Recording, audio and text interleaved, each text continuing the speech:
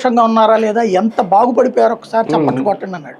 కొట్టినోడు అక్కడ కనబడలే. అక్కడ మధ్యలో అక్కడక్కడ పాపం తెలుగుదేశం జెండా కప్పుకున్నోళ్ళు కట్టారు అంతే. వచ్చిన డ్వాక్రా మహిళలు కూడా చప్పట్లు కొట్టట్లేదు. ఎందుకంటే ఆ జీవితాలే చాలా కిందులు అయిపోయినాయి కదా. ఏం చూసి చెప్తారు వాళ్ళు బాగుపడిపోయారు అనేసి. ఇప్పుడు ప్రతి దాంట్లో మాట తప్పారు.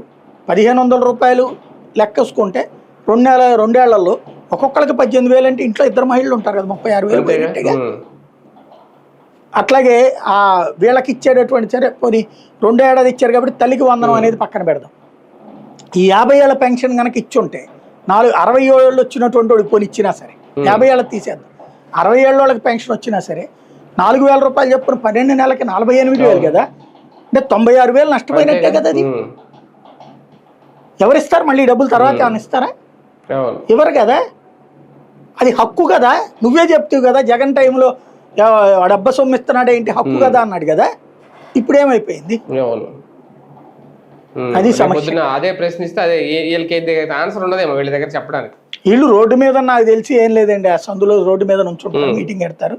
అవసరమైతే 4 తెలుగుదేశం కార్యకర్తలు వీళ్ళ దగ్గరికి వెళ్ళి వాళ్ళతో కూర్చుని మాట్లాడేసి వాళ్ళేమో అబ్బా అసలు మీరు వచ్చిన తర్వాత మేమందరం స్వర్గంలో ఉన్నామండి, ఇంత ముందు అయితే కనుక నరకం అంచుల దగ్గర దాకా వెళ్ళిపోయామని వాళ్ళు చెప్తారు. అది చూపెట్టి సోషల్ మీడియాలో పోస్ట్ చేసుకుంటారు. కింద చప్పట్లు, లైకులు, సంతోషం అయిపోయింది అంతే.